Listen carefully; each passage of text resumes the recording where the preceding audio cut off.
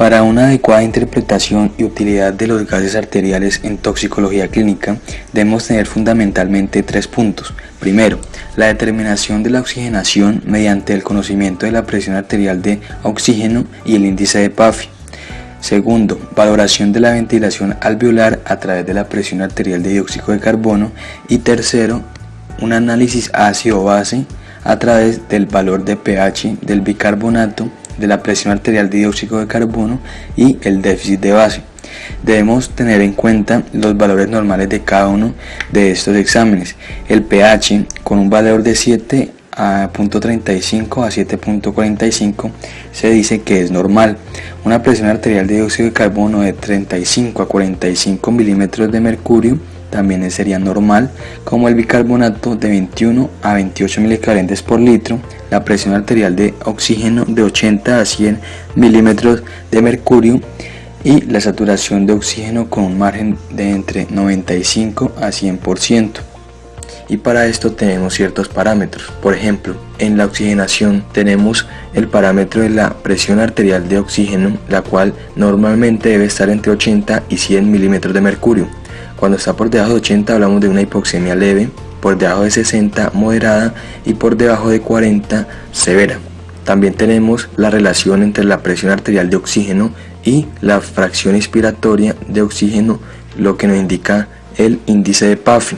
Este nos va a decir si el paciente presenta una disfunción pulmonar. Estará leve cuando está menor a 300, moderada menor a 200 y severa menor a 100. En cuanto a la ventilación alveolar, vamos a ver que de acuerdo a la presión parcial de dióxido de carbono, el cual debe estar normalmente entre 35 a 45 milímetros de mercurio, cuando está por debajo de este rango vamos a hablar de una hiperventilación alveolar, y cuando está por encima de una hipoventilación alveolar en el paciente.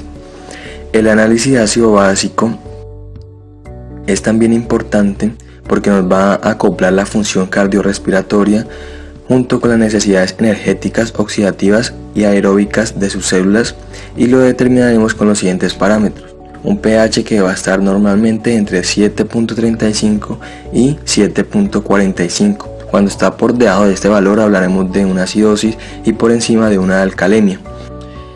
Para valorar el componente respiratorio tendremos en cuenta la presión parcial de dióxido de carbono y el componente metabólico, el bicarbonato.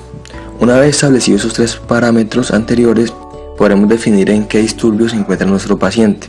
Normalmente, cuando el pH y la presión parcial de dióxido de carbono varían en direcciones opuestas, el disturbio es respiratorio, y cuando lo hacen hacia la misma dirección, el disturbio es metabólico.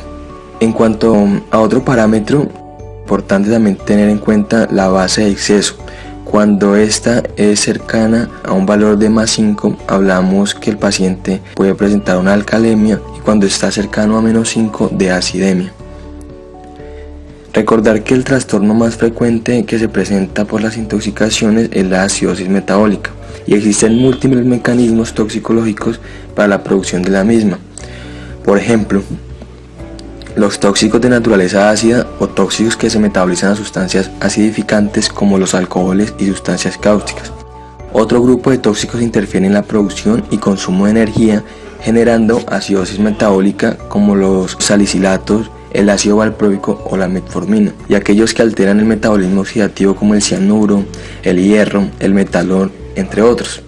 A la hora de la evaluación clínica de un paciente que esté presentando acidosis metabólica, podemos encontrar las siguientes características. A nivel cardiovascular, podremos encontrar una disminución de la contractibilidad cardíaca en el paciente. También una alteración de conducción cardíaca, aumento de la resistencia vascular pulmonar, una vasodilatación arterial, vasoconstricción venosa, y también puede presentar arritmias. En cuanto a nivel respiratorio, podemos encontrar una hiperventilación, disnea y fatiga muscular. Y a nivel gastrointestinal, vómito. En cuanto al sistema nervioso, podemos encontrar una depresión del mismo. Existe un cálculo para conocer si la acidosis se debe a un acúmulo de ácidos o a una pérdida neta de bicarbonato de acuerdo a la brecha aniónica, la cual es igual a sodio menos cloro más bicarbonato. Los valores normales actualmente se tiene que 7 más o menos 4.000 equivalentes.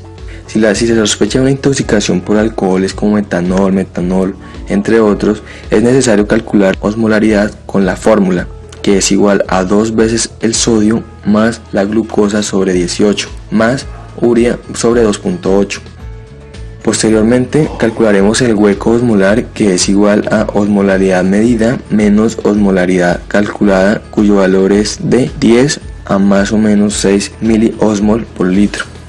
La clasificación de las sustancias que generan acidosis metabólica está dada por la elevación o no del anión GAP, y hay algunos limitantes que aumentan este o lo disminuyen según sea el caso. Las principales causas de acidosis metabólica con brecha aniónica alta se encuentran con la mnemotecnia de Mulepasis y son metanol, uremia, acidosis láctica, etilenglicol, paracetamol, ayuno o alcoholismo, cetoacidosis diabética, intoxicaciones por hierro, cianuro, entre otros, y salicilatos. También hay otras, por ejemplo la ingesta de acetaminofén mayor a 600 miligramos por litro, las convulsiones o la insuficiencia renal crónica, entre otras. En cuanto a la acidosis metabólica con una brecha aniónica normal, tenemos la mnemotecnia de Hardup, la cual corresponde a hiperalimentación, acetazolamida, falla renal, diarrea, fístula ureteral y fístula pancreática. Dentro de otras también podemos encontrar los ácidos como ácido clorhídrico o la acidosis tubular renal que pueden presentar algunos pacientes. La fórmula de delta GAP para determinar una lesión terciaria es igual a anión GAP del paciente menos anión GAP ideal sobre bicarbonato ideal menos el bicarbonato del paciente. De acuerdo al valor que nos den, tiene que ser de 1 a 1.6. Cuando está inferior a esto hablamos de una acidemia metabólica, y cuando está por encima del valor normal de alcalemia metabólica terciaria.